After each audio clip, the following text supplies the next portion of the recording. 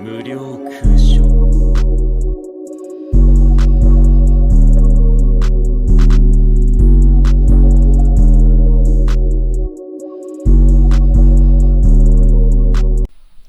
Yo, what is good, DJ2X? Today we have chapter 342.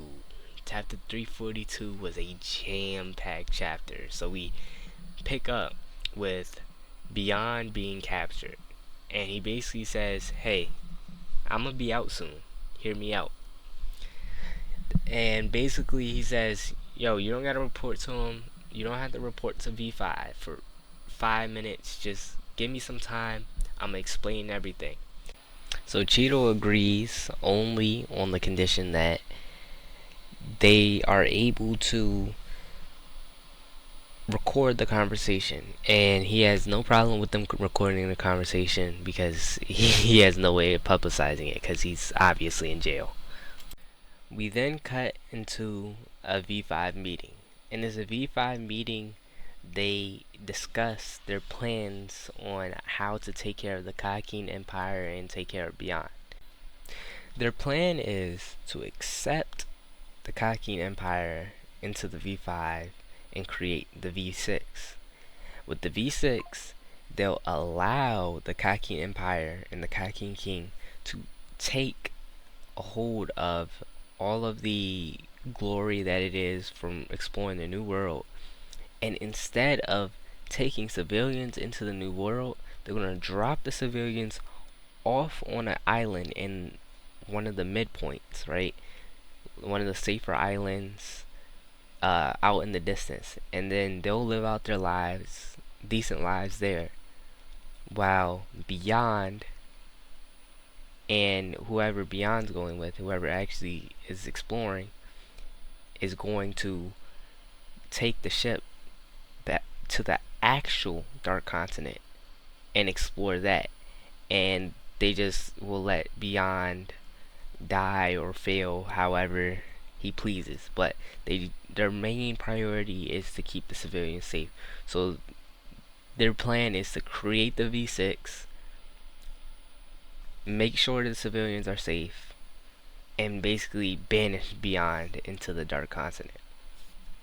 Beyond already knows this, and he tells Cheeto, when you call the V5, tell him Beyond will accept their offer to voyage into the Dark Continent, their supervised offer to voyage into the Dark Continent, and basically they're going to keep him locked up until he reaches the Dark Continent and then just let him loose. To where the Hunter Association basically has to play cleanup or basically play babysitter with Beyond while he's exploring the Dark Continent. Now, a big key part of this is that the Hunter Association, the whole Hunter Association, has to be present for this because it could create so much cataclysms, and they have to watch out for whatever Beyond might let loose into the world, right? It's already hard enough to stop Beyond. They can't really get anything to stick. So it's like they're basically letting him do what he wants, and they're playing babysitter. They're playing cleanup at the Dark Continent. So this is obviously a way for just to get our main characters back into the story. Because other than that, why else would they want to go to the Dark Continent? So, well, other than Gon of course wants to go because Gene wants to go. But yeah, this is clearly getting our main character. It's an avenue to get our characters into the Dark Continent. Beyond then shows his confidence in his plan, and he says, "Man, I got time. I'll wait. I'll stay locked up as however long as you need me to." And he obviously just has his eyes on the prize. So then we cut to a large view of the Black Whale 1. The Black Whale 1 can carry 200,000 lucky participants, and they have a 1 in 1300 chance of, it's a lottery, and they'll, anyone that's not rich has a 1 in 1300 chance of getting on the Blackwell 1 and being able to explore the Dark Continent. And basically the media releases all this propaganda saying the Dark Continent is safe. These calamities were only diseases, kind of basically setting people up and trying to draw people into the Dark Continent without them, hearing the rumors of the Dark Continent and everything. It's an unknown place, but now they're basically trying to draw people into the voyage and get people to pay for it, get people to fund the voyage. They also say they want to have 20 black whales in the next 5 years,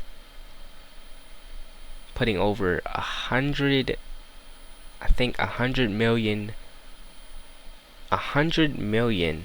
civilians onto the Dark Continent, which is insane.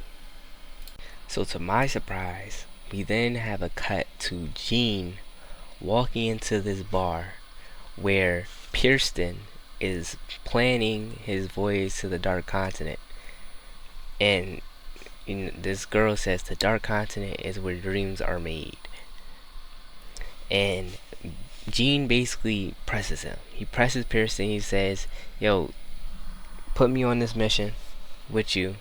I'm basically going to babysit you so you don't do anything stupid, and so you don't use the Hunter Association and the people within the Hunter Association as your little tools, because Pierston wanted to send 5,000 Chimera soldiers to the Dark Continent. So Gene readies up his men, and he basically is ready for anything, and he's telling Pierston, yo, me and you, we're gonna duel it out. And not duel as in fighting, but I'm just gonna bug you until you get tired of it, and you tell me to stop bugging you. Basically, it's basically a battle of pride. Both of them are going at it with their pride held high, trying to figure out who's gonna make the next move, and trying to stop each other from making the next move. Overall, I'd say this was a great chapter. I'd say 10 out of 10. I really liked every minute of it. Like, I was halfway through the chapter and I was like, yo, this is only halfway? I thought the chapter was about to end. Like, it was so much information in the chapter, so much, turns and shakes in the chapter. Togashi really does a really, really good job of, like, pacing his manga and, giving you thorough information that you need, basically. So this has been DJ2X. Hey, we'll see you when the next Hunter x Hunter review comes out, which should be soon. I told you I'm a make this more rapid because I've been slacking, still slacking, but I'm a get it done. It's a challenge. I'm gonna get it done. Peace.